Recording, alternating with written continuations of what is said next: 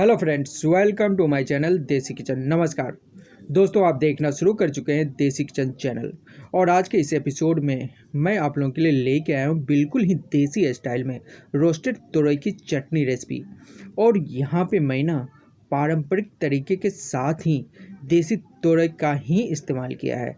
जी हाँ, आपने सही समझा, वही तुरई जिसे अलग अलग जगहों पे कई नाम से जाना जाता है। कुछ लोग इसे नेनुआ, तो कहीं इसे घेवड़ा भी बोला जाता है, कहीं इसे झिंगा भी बोलते हैं।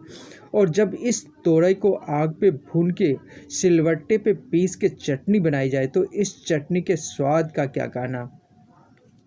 दोस्तों, जैसा कि आप देख रहे हैं कि यहाँ पे 4 मैंने तुरई ले लिया है, बिल्कुल देसी तुरई का इस्तेमाल किया है। इसकी चटनी ना बहुत ही लजीज और उम्दा किस्म की बनती है।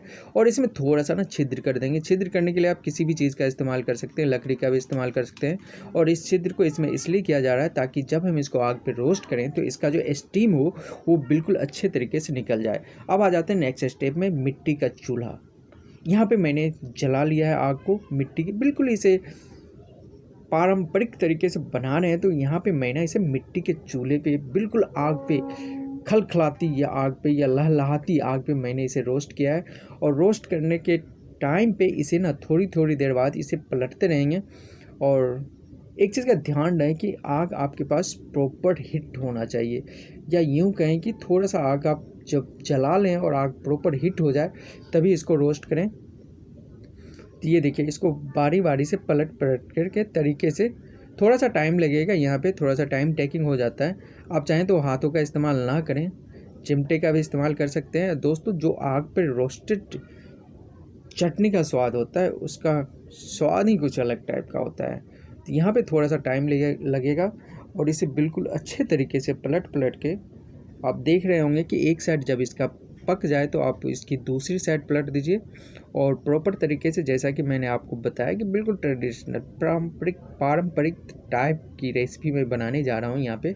तो आप देख रहे होंगे बिल्कुल देसी स्टाइल में, बिल्कुल देसी तरीके से आग पे मैं इसे रोस्ट कर रहा हूँ। और थोड़ा सा टाइम टेकिंग है, बट इसके थोड़ा सा अगर इस पर टाइम देते हैं उसके बाद जो इसका स्वाद निकल के आता है वो स्वाद काफ़ी उम्दा किस्म का होता है।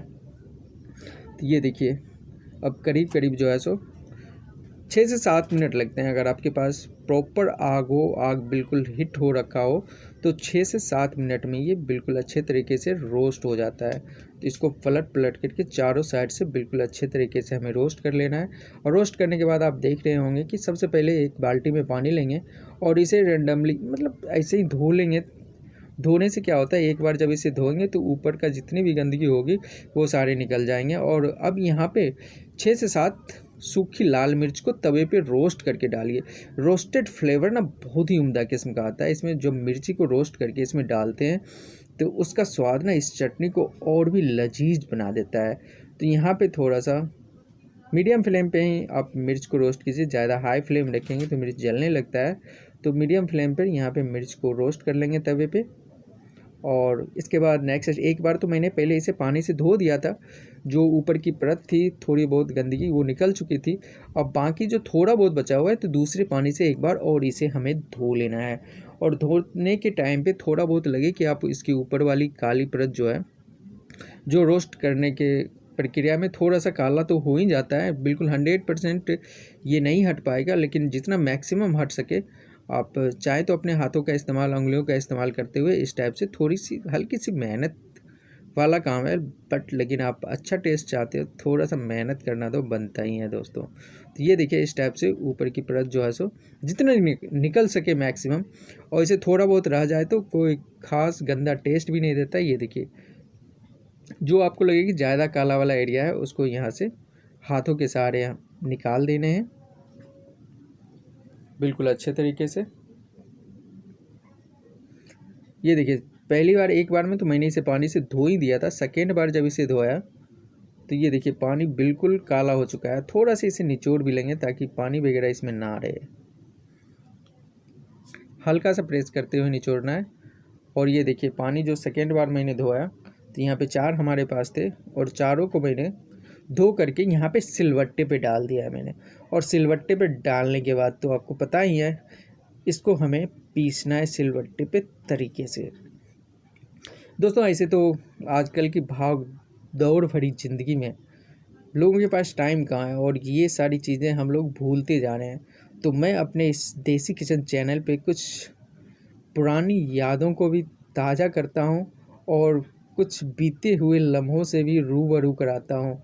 कहाँ वो विलेज वाली लाइफ है और कहाँ आज के डेट में शहरों की भाग दौड़ वाली ज़िंदगी जिसमें मिक्सी घुमाओ सब कुछ हो जाता है। बट जो टेस्ट सिलवट्टे पे पीस करके मसाला हो या चटनी हो उसका आता है, वो टेस्ट आपको मिक्सी या ग्राइंडर में नहीं मिल पाएगा दोस्तों।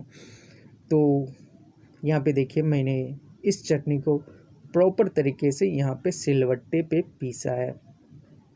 और यहाँ पे एक चीज़ और मैं बता देना चाहता हूँ कि यहाँ पे जो देसी तुरई का इस्तेमाल किया मैंने, ये तुरई बिल्कुल देसी है और जो दिल्ली वगैरह या मुंबई वगैरह बड़े शहरों में मिलता है वो उसका कलर ना थोड़ा डीप होता है और वो हाइब्रिड नस्ल होता है। वो फलता तो ज़्यादा है बट देसी तुरई वाली क्वालिटी उसमें नहीं होती है।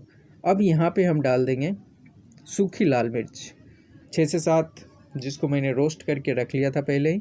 और साथ ही यहाँ पे 2 से 3 आप लहसुन कली दे दीजिए फ्लेवर के लिए। अगर आपको लहसुन ना पसंद है तो आप स्किप भी कर सकते हैं। और इस चटनी में ज़्यादा कुछ और मसाले डालने की आवश्यकता नहीं है क्योंकि ये चटनी है दोस्तों। तो यहाँ पे मिर्च को भी सिलवट्टे पे पीस लेने हैं हमें, जैसा कि आप देख रहे हैं। और जब आपका मिर्च प्रॉपर तरीके से यहाँ पे पिस जाता है, इसके बाद हमें ऐड करने हैं इसमें नमक एज पर टेस्ट। स्वादानुसार यहाँ पे नमक डाल लें, जितनी क्वांटिटी है उसके हिसाब से। और इसके बाद नमक को भी इस चटनी के साथ ही हमें यहाँ पे पीस लेने हैं दोस्तों।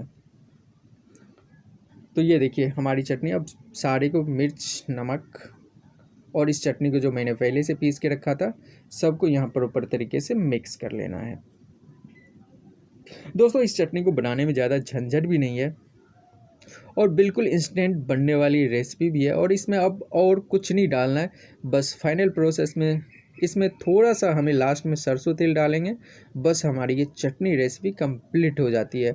और इसे बनाने में ज़्यादा झंझट भी नहीं है। आप चाहें तो इसे गैस पे भी रोस्ट करके बना सकते हैं, बट आग पे रोस्टेड का कुछ स्वाद तो देगा बट थोड़ा सा फ़र्क तो पड़ेगा ही दोस्तों।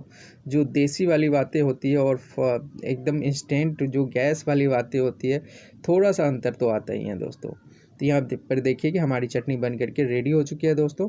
अब इसे सर्व करने के लिए निकाल लेंगे एक बाउल में। और इस चटनी को आप फ्रीज में रख करके 2 दिन 3 दिन सर्व कीजिए, ख़राब नहीं होगा। इसे अगर 3-4 बनाते हैं तो 1 दिन में ही ख़त्म हो जाता है, क्योंकि खाने में ही इतना अच्छा होता है कि आप इसे छोड़ोगे ही नहीं। तो ये देखिए मैंने इसे एक बाउल में निकाल लिया है। अब इसमें कुछ नहीं, अब थोड़ा सा यहाँ पे 2 टेबल स्पून कच्ची घानी का यहाँ पे सरसों तेल हमें ऐड कर देना है इसमें।